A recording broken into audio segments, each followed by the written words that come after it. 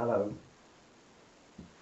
This is to show you what I do in the sort of middle of the process of making something. That takes about 3 weeks. This is in the middle week, around the middle, maybe the Wednesday of the middle week if you go Monday to Friday.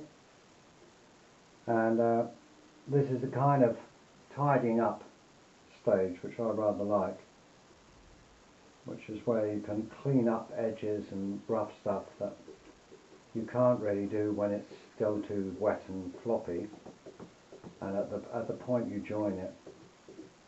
So you leave that for this stage. What I'm basically going to do is add the shutters at this point.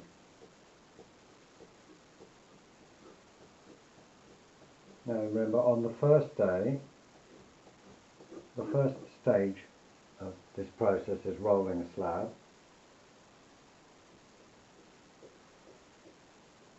And then a couple of days later you mark it out when it's got a bit stiffer and drier.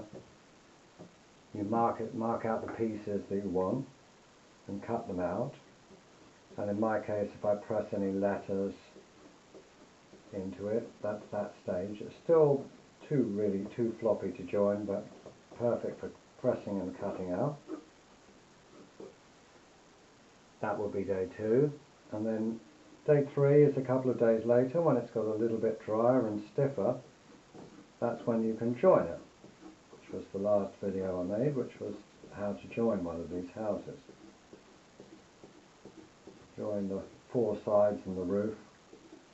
But there's bits that are best left for this stage. So about a week later, in the fridge, drying very slowly. That's in a non-working fridge.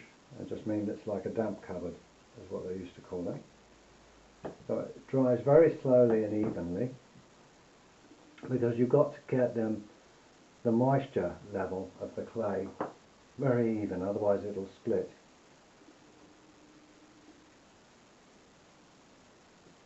So to show you how I join another bit and can add bits on at this stage, it's still quite moist but firm, it won't bend very much. So I just scratch the surface where I want to join things, which in this case is shutters.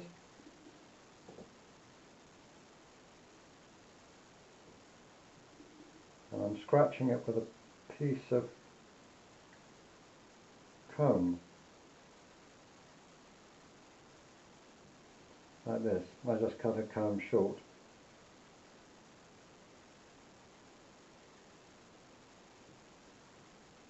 Scratching it to break the surface, which is of course the first bit to dry, the clay, and it helps the water which we're going to add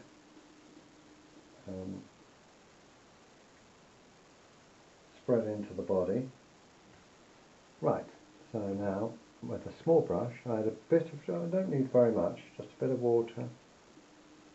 It's actually water with clay mixed in, but I call it a kind of glue because I used it when we joined the pieces together.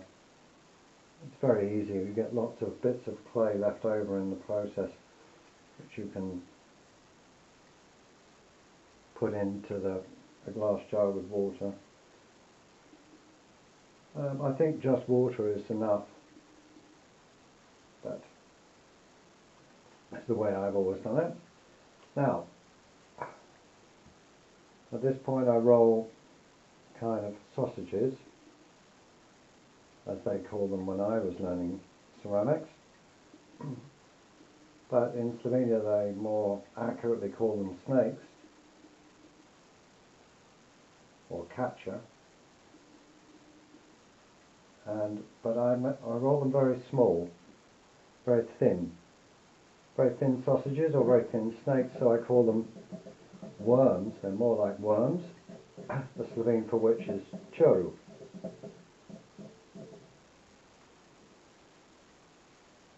And I do this for also, as you notice probably if you watch the joining video, this is what I do to reinforce the joins where 2 slabs two pieces of clay join. I put this here, I put this to reinforce the joint. These are churu, or worms.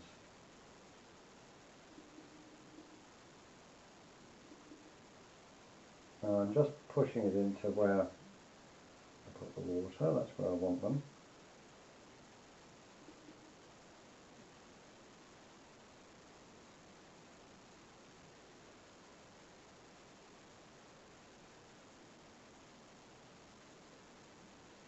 And the last little arch over the archway. It's not very literal, this house, it's just the way I like to do it. Now, I have to press them in, make the pattern that I want, and I use a bottle top. Well, it's a kind of some jar, I can't remember where I got it. Maybe yogurt or something like that, because it's got the right pattern. This gives the effect of a shutter.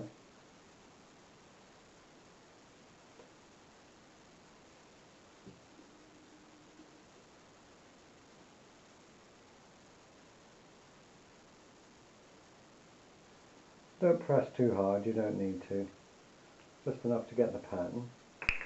Now a different one for the steps at the bottom of the door, just flat. And then round the door I cover an ornate frame made with this random pattern that was made, and this is plaster actually. It's gyps, so the clay doesn't stick to it. It's very good for marking out like this. Right, now I just trim it off at the top and bottom of the windows with a table knife, but without serration, so it makes a smooth, doesn't leave a mark.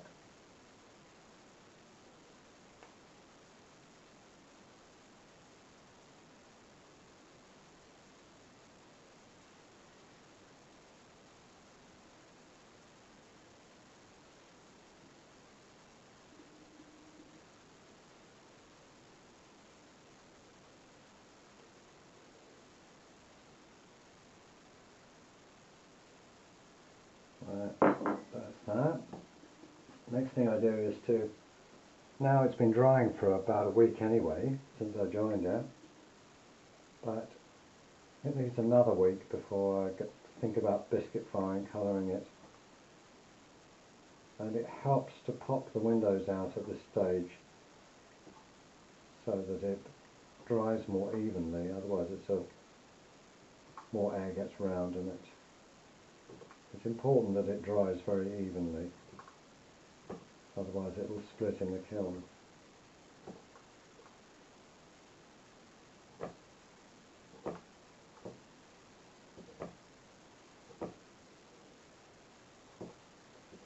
I've just done this on some English houses and they were a bit drier than this. Still works though, I think. There's some flexibility over when you do this. The last thing I do is check the bottom. Very important. So I think the first thing they tell you when you're learning ceramics is that to make sure that you don't, whatever you make, it doesn't wobble. So you've got to have a good flat bottom. And these things are quite tall and thin, and they really need to be quite stable or they'll fall over. So you have to check that it sits flat and doesn't wobble at all. That's good. I'll do a little bit finishing on the roof.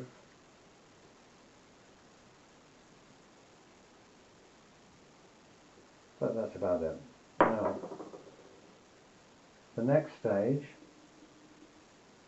after this is when it's completely air dry and it'll be light grey, ready to go in the kiln, and that's smoothing down with a like a Brillo pad, effectively.